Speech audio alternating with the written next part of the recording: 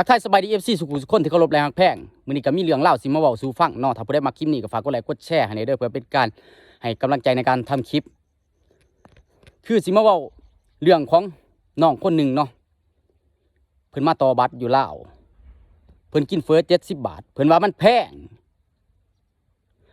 บ่อนใดหลายคนไว้เว้าให้เราเนาะมาเบิ่งในมุมหนึ่งนี่แม่นความน้องใดเว้าถึงเศรษฐกิจอันคนธรรมดาหากินเสาคำอยู่ในลาวนี่นะมันแพงไหนเนาะบางบ่อนนี่นะไปหาหับจ้างดำไห้ดำหน้าลกมันลกหญ้านี่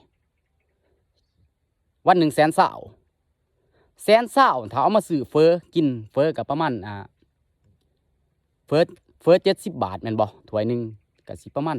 50,000เนาะ50,000ถ้ามาซื้อเฟอกินนี่นะอยากเกลี้ยงเลยเงินบ่จักสิแบ่งซื้อสลิปบ่จักสิแบ่งซื้อเสือซ่อนบ่จักสิซื้อเกลือมาแตกลงหัวพุ่งถือว่ามันแพงได้เนาะมันบ่แม่นสิว่าอันคือเจคือเฮียเป็นเฒ่าแก่ขายค่ำจังซี่หรือว่าเป็นเจ้าของแบรนด์จังซี่เนาะก็ถือว่าเป็นเรื่องทั่วไปเขาก็บ่ซีเรียสเนาะมันแม่นความน้องนี่เด้อทั่วไปลงน้องเป็นตาสงสารอีต้นแล้วเนาะมาเบิ่งแล้วเห็นใจเราได้น้องก็ว่าไปแบบว่าธรรมดาแหละเนาะมันต่างกันเด้อกับพระที่ว่ามีคนมาใส่บาตร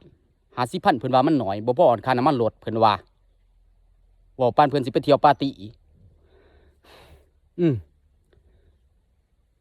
มันบ่พอค่าน้ำมันรถกาแฟก็ซื้อเอาบ่ซื้อเอาไผสิให้เจ้าอยากกินเองเนาะบ่แม่นสิว่าเขาเอามาเอาให้เนาะคันเขาเอามาถวายให้ก็ยังว่าแม่นคันว่าเจ้าอยาก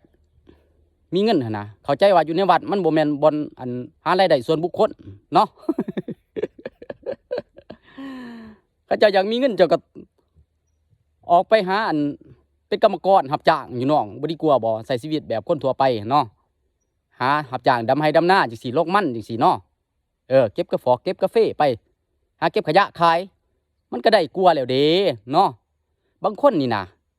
เขาให้ส่วนหนึ่งเนาะเขาก็จะเก็บไว้ช่วยเหลือครอบครัวซื้อของกินของอยากพริกมะเขือเกลือแจวบ่ได้แตกลงหัวพุ่งแม่นบ่บางคนก็ส่วนหนึ่งก็อยากเอาไปซื้อท่อมมาต้มซื้อยาบ้ามาสูบก็แล้วแต่ความสุขของเขาเนาะไปจ้างกะลีมาเดิงก็แล้วแต่เนาะต้องเข้าใจเนาะถ้าอยากใช้ชีวิตแบบสบายนะแบบเป็นอิสระอยากได้เงินหลายๆก็ต้องออกมาเป็นคนธรรมดาทั่วไปเด้อคันว่าอยากบวชต่อไปก็พยายามปฏิบัติตามขั้นตอนของอันนั้นแหละเนาะตามวัดว่าอารามเพิ่น แนะนำมาแล้วเนาะ บ่แม่นสิว่าเฮ็ดไปทั่วคิดไปแบบความเป็นส่วนตัวแบบเป็นอิสระของตัวเองในแบบที่มันผิดระเบียบเนาะก็มีสำนีแหล้วเด้อผู้ใดมากับผู้ใดมักคลิปนี้ก็ฝากกดไลค์กดแชร์หน่อยเด้อเพื่อเป็นกำลังใจในการทำคลิปขอบใจหลาย FC